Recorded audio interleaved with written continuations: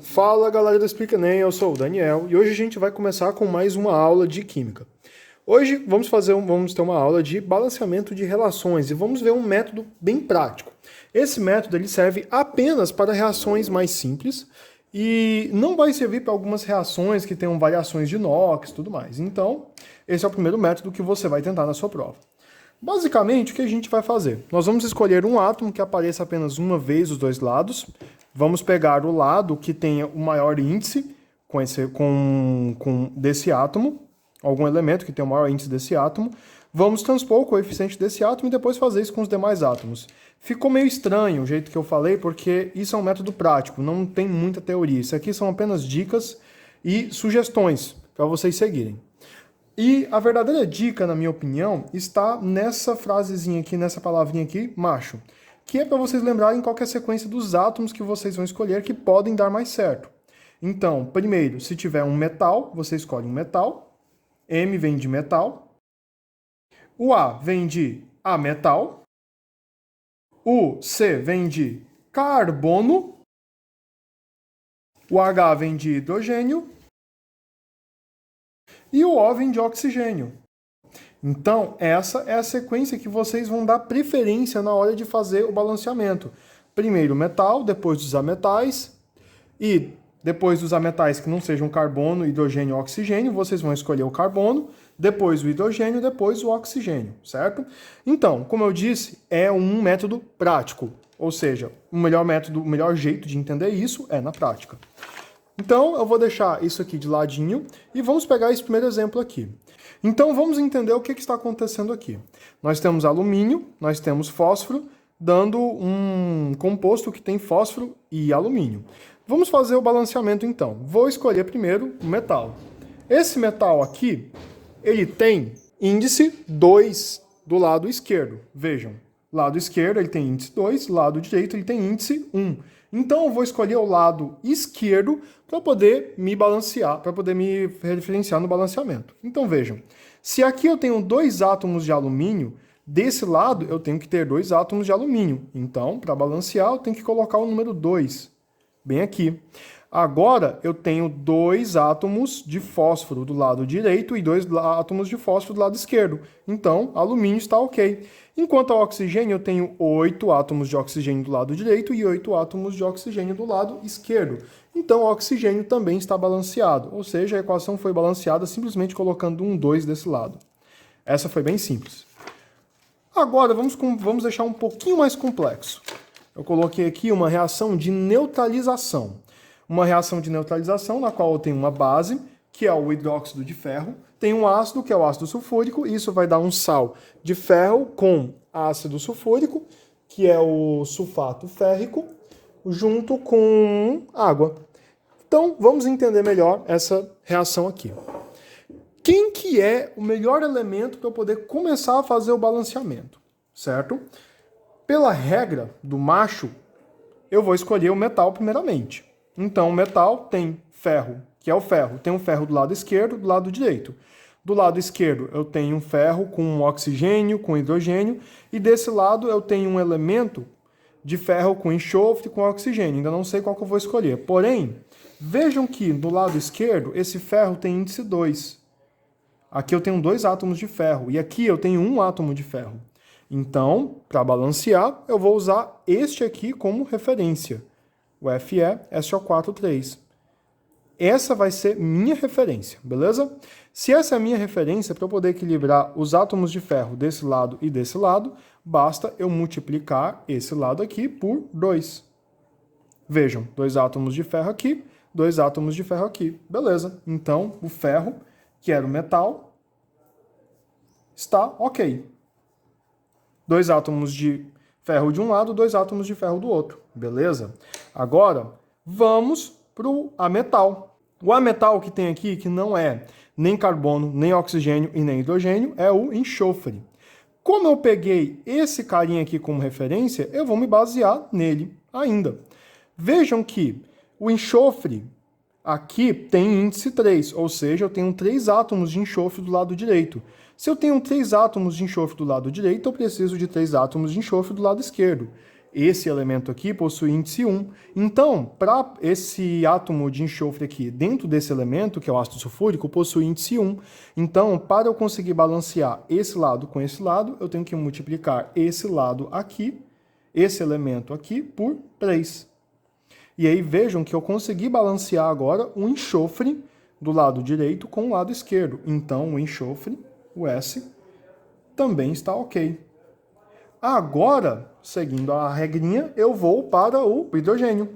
E o hidrogênio, vejam, eu tenho desse lado direito a água, só que a água ainda não defini o índice dela. Detalhe, aqui eu já defini o índice, já que eu estou usando como referência, vai ser índice 1. E a água é o único que eu não defini o índice, então eu vou me basear nos demais elementos para poder ter o índice da água. Vejam que do lado esquerdo eu tenho 2 vezes 3 átomos de hidrogênio, mais 3 vezes 2 átomos de hidrogênio, ou seja, 12 átomos de hidrogênio. Então, para eu equilibrar os átomos de hidrogênio do lado esquerdo com o lado direito, eu tenho que multiplicar esse lado por 6.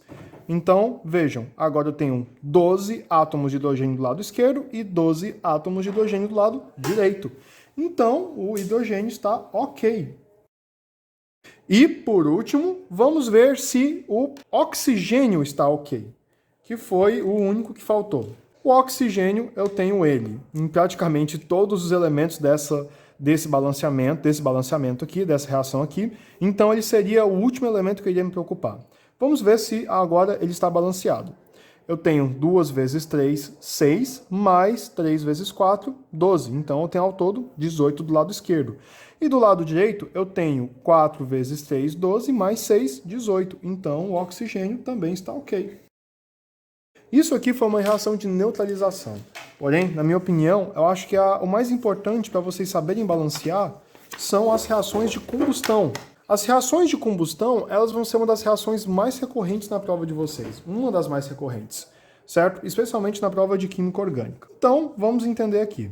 Seguindo a regra do macho, que eu coloquei lá atrás, eu vou balancear primeiro os metais, depois os ametais, depois o carbono, depois o hidrogênio, depois o oxigênio.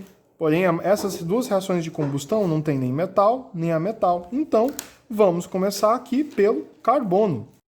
Essa aqui é a combustão da gasolina. Começando pelo carbono, eu tenho do lado direito CO2, que é um elemento que tem o carbono, mas só tem índice 1, e o C8H18, que é a gasolina, que é o elemento que tem carbono e tem índice 8. Então, a gasolina vai ser minha referência. Coloco o índice 1 aqui nela.